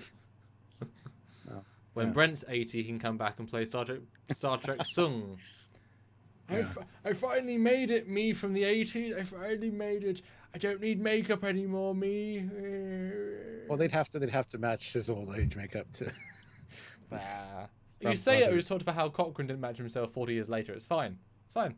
Okay, fine, sure. No, that would be great, because I can imagine you could easily. I mean, there's so little known. Retcon it a little bit that he worked with Starfleet on the maybe under an alias, because that was a part of his story. He had aliases, so he did that as well. Yeah, because we even have the Soon before, which was doing the augment research that switched to the. So it'd be interesting to see, a young Soon being raised by the dude from Enterprise, who switched from augmentation to cybernetics. So he doesn't get to play two characters still. Perfect. It's a show with only Brent Spider. Make him look like a kid. That's great. Oh man. Not a banned account, $2. Sloan, Section 31, after it stopped black badges. Yeah, we talked about that already. It kind of demystify the character a bit, but I'm sure there'd be some fun adventures in there. And it'd be fine if you had say 3 adventures and all you learned was tidbits. It was never about him. He was just in them. That's different, but he's also known to be. It's like Garrett. What do you really know about his life if everything he says is true except the lies, which are the most true? So you'd have to make Sloan everything as a pinch of salt, where you may have learned stuff about him or not. We learn a few things in the episode where he dies, like with his wife. He was absent a lot, and makes perfect sense with Section 31. You get a little bit there, but you get quite a lot, if I recall. Oh. Wow, you can't believe it all though, because his mind was dying. His mind was dying, and he's also Section 31, so it leads you down these paths, right? Mm-hmm. Well, and if it wasn't the head of Section 31, because there is no head, but he was, if he's. I always got the idea that he was the only one. He thought that there was an organization. He was kind of a rogue agent, because Section 31 didn't exist. But then they go and ruin that with Enterprise and now Discovery. It's like, no. He could have just been him. He's a little bit crazy, But. I know what you mean, but I think that was part of the. I think they do say that at one point. It's just me. He's crazy, but then it reveals that no, it's not just him. He's not just crazy. I think that was part of the fun. But no, Yeah, but I think it would be great if it's just him, you know. But Gareth Rooney, €5. thank you. If not mentioned already, it would be interesting in how the Borg Queen was selected. Ugh. It's always been mentioned many times. We want to see the origins of the Borg. I don't. No. He didn't say it's the origin of the Borg Queen. Like how she and that race was done, which is not necessarily, if you go all the way back, could have been only TNG construct. The installation of a queen into the Borg collective would have been an interesting story to find out why they decided to go with a queen. Maybe they got so large they needed to. Something like that. Sure, and not just one queen, multiple queens, supposedly. So that would be interesting, I guess, but I still wouldn't care. I don't know. It just doesn't interest me personally that much, but I can see why people like that. I would be interested if you take that with the interesting side step, make it be that, say if we're going to retcon that queens were always around in some form or other, which I prefer they were made in TNG as a new thing, but say TOS or Lost Era, right? The story is actually of a queen that goes rogue and takes some Borg with her because they're not cloned properly.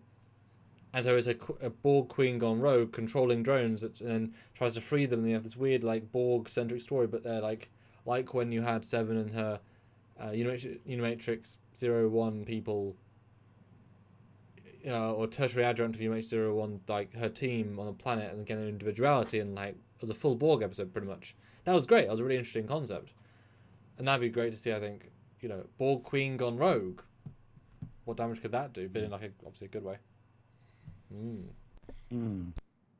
mean, there's probably a lot of good storytelling potential with the Borg, but I think it's been beat to death in books, comics, even manga. There's a manga story where Kirk and crew are responsible for the creation of the Borg, and it's like, oh wow, that's just stupid. Not everything has to tie together like that. But anyway, what about the Borg Kings? Says Jellico. For I am the Borg King, and it is. I don't know the words for that one, but it's like the Pirate King song from Pirate movie. The spine and skull look cybernetic to me when Picard snapped. Yeah, there's a debate whether the Borg Queen is fully cybernetic. We do see in Voyager, she comes down, and then the arms get put on and the legs, and she kind of does steps out. So I think she's mainly cybernetic, if not completely, because in First Contact you see the skull and stuff without the flesh on it, and it's all metallic. So all the queens are meant to be the same body. So I mean, I'm absolutely fine with it being they clone lots of Borg. I mean, it makes sense. They would design a new entity based off an existing life form that they know works well cognizant-wise, and then they make 10,000 of them, and they have to have a few to run the collector because they can process everything. I think it's like I said, Law Reloaded or whichever. Anti-Trick. Yeah, the Borg Queen isn't actually a character. It's an AI construct of all the Borg. Not really a character. It's just a manifestation of the Borg. So don't think of it as a character, just a manifestation.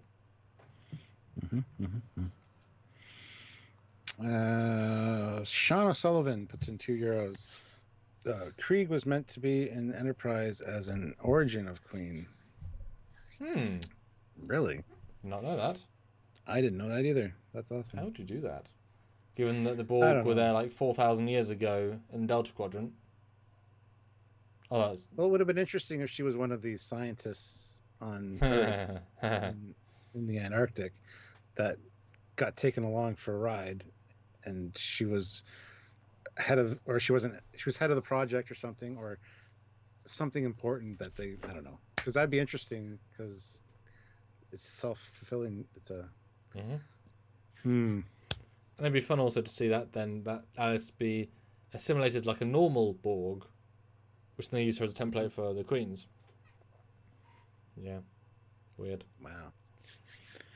There was one character I had that I have to remember that I thought would be fun. So jump in with Superjets, guys. I don't remember them again. All right. Not a band account, $2. Captain Ramos in a darker, grittier Trek series. Captain Ramos. Who the hell is that? Yeah, which one was that?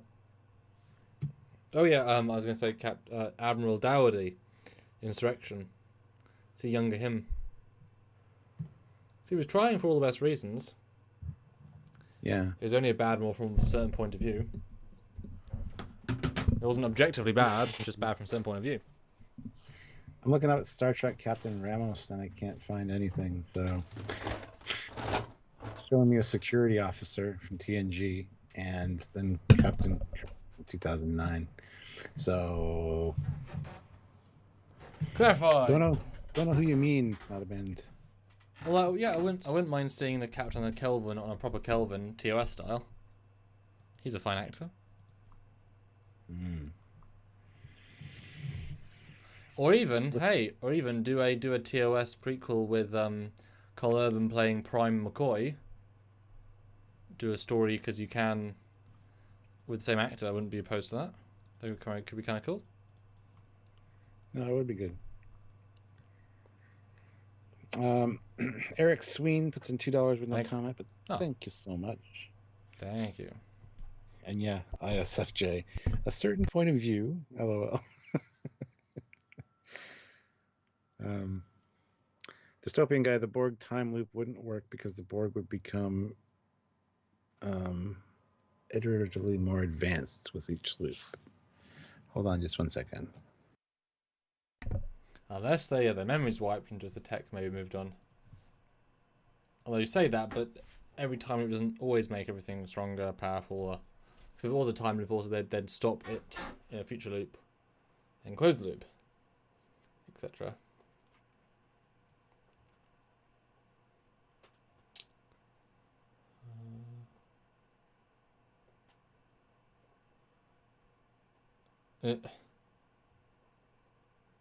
Balthasar Edison as a Mako, yeah, I could see that. Well, apparently, in the Voyager episode Dragon's Teeth, it said that the Vaudois ran into the Borg like 600-700 years ago. So, yeah, been around a long time. But I mean, temporal things can happen. They can get sucked through a temporal thing, and like I said, what kind of anomaly, Stuart? A spatial anomaly. A timely anomaly? A temporal vortex. a temporal thingamajig? A temporal anomaly. Is that the one? Available on YouTube right now. Yeah. Hey. You keep waiting for them to say it in the show, and they come so close. I know. It's really annoying. They know you made that. They know it exists, and there's like a standing order from CBS to the higher ups, like never name anything a temporal anomaly in our show because it'll give Samuel Cockings a big head. And it'll somehow make his show canon. That's how that works, right? That's not how that works. It's not like that, really. Oh Jesus. And no, Ozzy, I am not going to Ryza on my birthday. I wish I was. Funny story about Ryza. I've included Ryza in all my stories that you guys are going to see soon, and there's a very small. Hopefully, you appreciate the joke. Ryza, but guys, I want to see one more super chat spike. I want to see an extra $37 to get us a round number, and let's do 12 likes. Good number. Good number.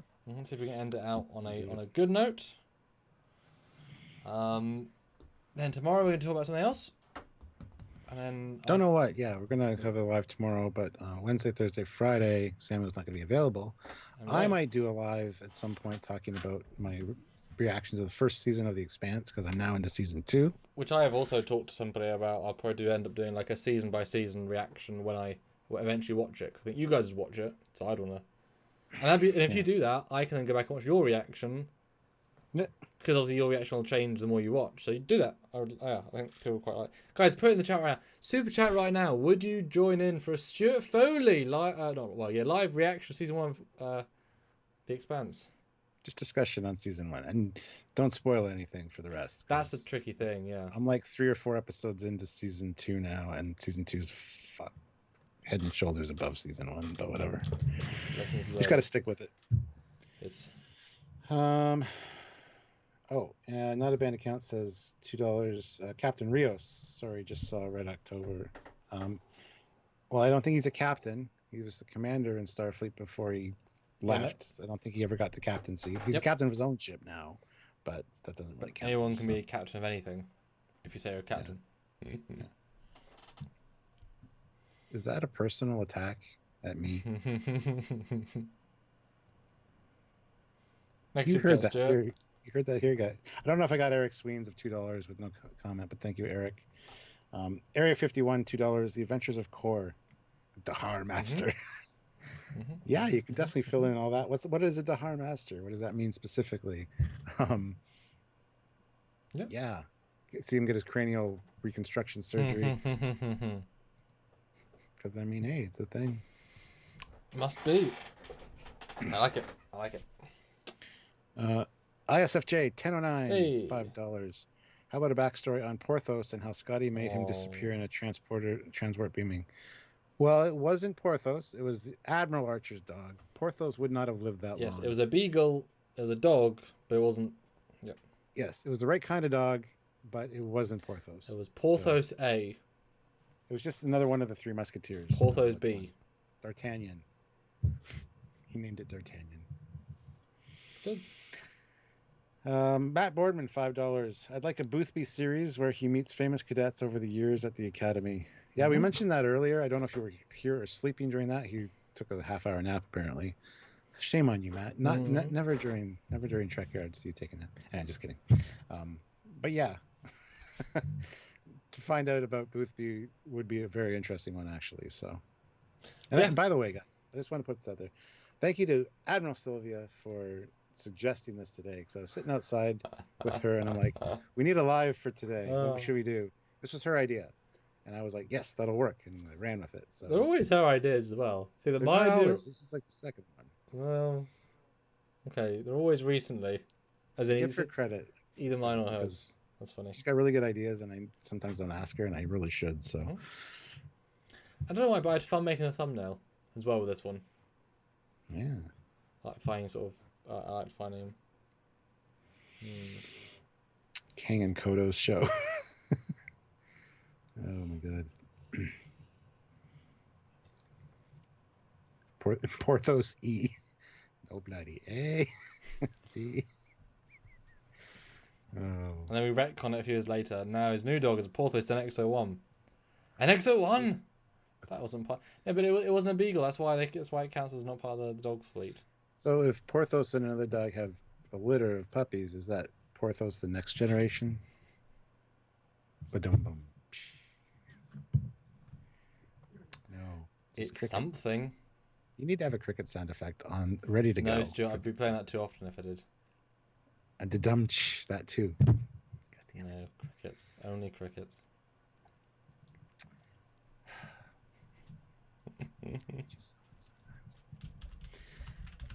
Matt Bowman says, I was trying so hard to stay awake, but listening to you guys is so comforting. It means we're boring, and you can easily fall asleep. Yes. Yeah. A lot of people say they fall asleep listening to us. I mean, it's still nice in its own way, just horrible in its another way. Yeah. But as we start to close out, guys, I just want to, again, show off how well we're doing on the Trek Shorts Indiegogo. Indiegogo? Wake me up before you Indiegogo. If you haven't checked this out or contributed to it, what the hell's wrong with you? Get on it.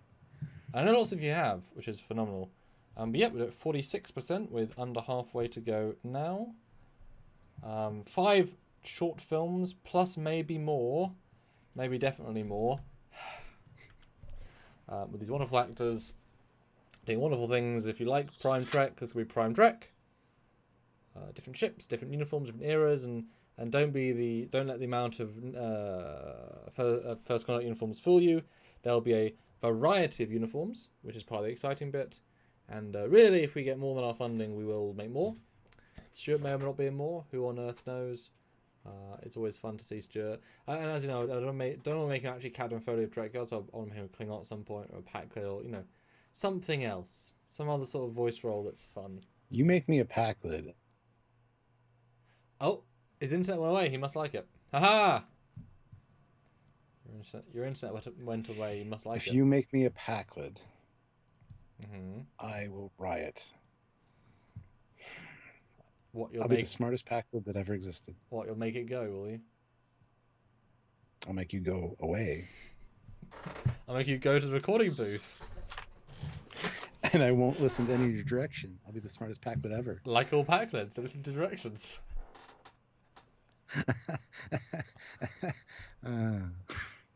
Yes.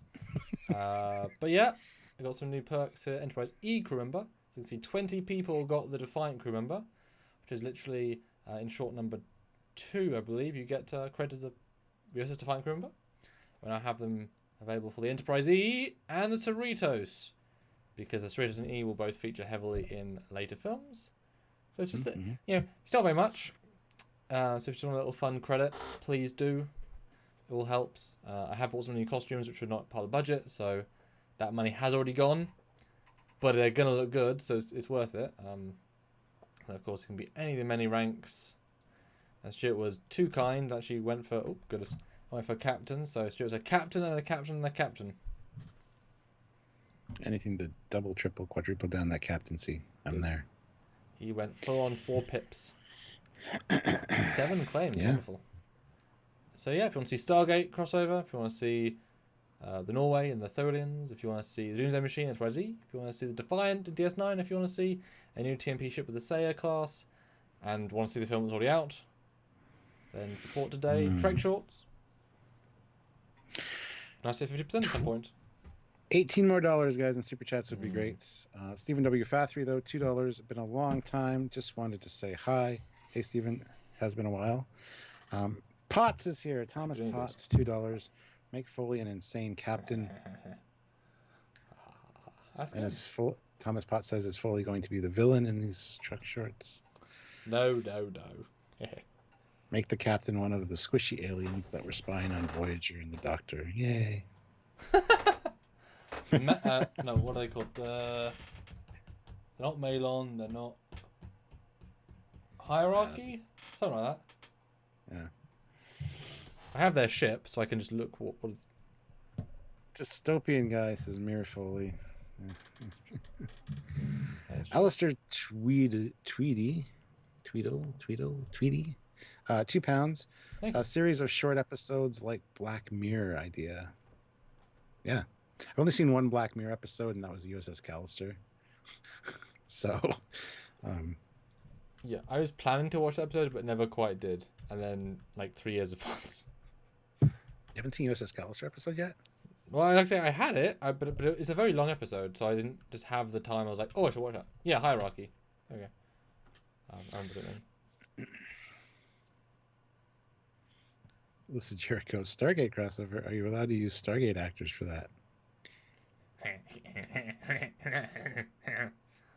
That's all I'm gonna say.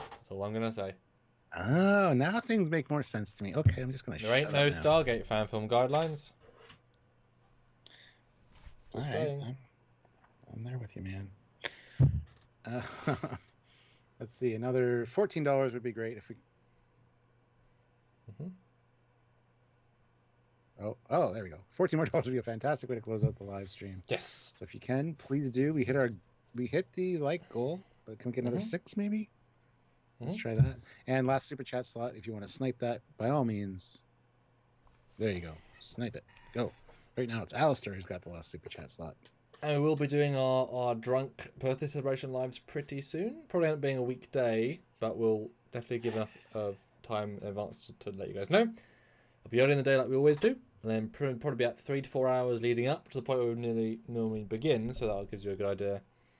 And we get to celebrate Stuart's life, love, and pursuit of happiness. My 47th birthday this year, guys. Oh, the famous Trek number. Yeah.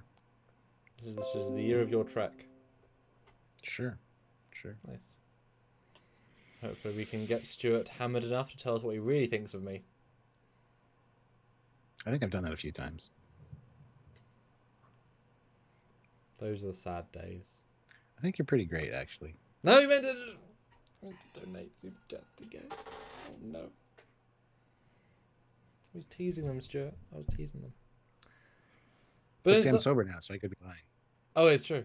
Well, I mean, as we know, the lies are more honest than the truths. But, Exactly. but basically, in summary, there's so many good characters because they got genuinely good actors that had so much potential. It's kind of sad they never utilised a lot of them properly. But at the end of the day, you've sometimes got to pick story or characters, and you know, it's a Star Trek, not a Star character. You know. Yes. Matt Boardman throws in $5. Character wishing he had more screen time. Snipe. Very, very clever. $8 more, guys. Another $8 in super chats would be fantastic. But right now, Matt has the last super chat slot, so if you can, please contribute. We'd appreciate it. I just, now I've said that idea about. I wish they'd given Koenig, Nichelle, and just a film at the time. That would have been so good. Yeah. Like one spin-off for each of them. That would have been so frustrating because they wouldn't have asked as much money as the other guys. Could have been very simple: reusing costumes and props and sets. I mean, that's expanded universe style stuff, but boy, that would have been so much. Oh my god. And Brian Kesterson, one of our mods, says, hopefully that package will make it to you by your birthday. Apparently, he sent me something for my birthday, so if it's here by the time we do the live, we'll show it on air, whatever it is. Actually, what we might do is a mystery box giveaway for the birthday stream, because that was really popular last time. One of you could win a mystery box as part of that. Ooh, that might be an idea, because we have a lot more stuff for a mystery box.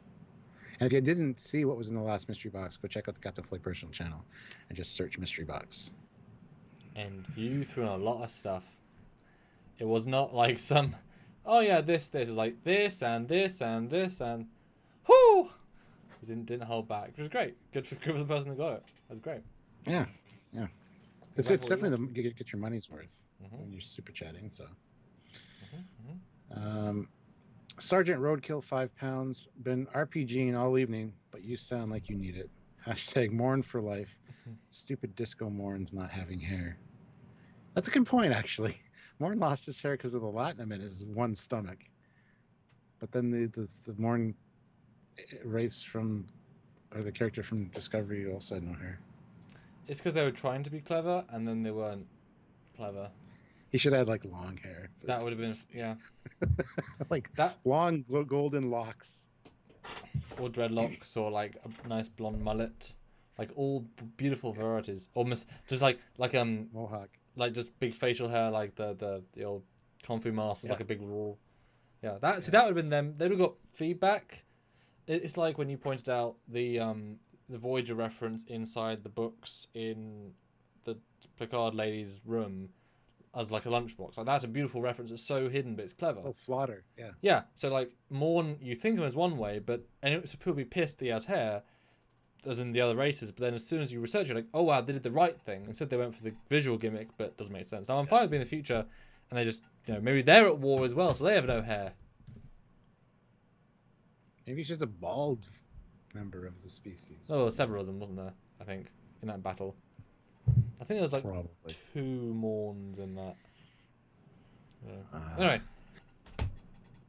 All right, Matt Boardman, $10. Thank you so much, Matt. Everyone, help contribute to the Indiegogo. Snipe. Yes, click that. Well, check out. The Trekyards. Share the Indiegogo link. Share the Indiegogo link. I can do that. And we will do, like I said, another match funds live at some point next week, which we can show some. I'll definitely make sure we have some exclusive stuff for that. Which will be fun, and something should be releasing this week. So something new to watch. Should be exciting. I'm gonna actually pin it to the top. It's not gonna last long, but anyway, that's why it's. Anyway, Sergeant Montgomery, $2. Very on T Disruptor Snipe. Ooh, that's harsh. We call it a vicious snipe. Got us where we need to be. So I mean, hey, that is awesome. Super duper duper. Awesome. So we'll see you guys tomorrow. Right. Yeah. Same Trekyards time, same Trekyards station. Same Trekyards captain, same Trekyards commander. There we go. So until then, guys, I'm Captain Foley. I'm Connor Clemens.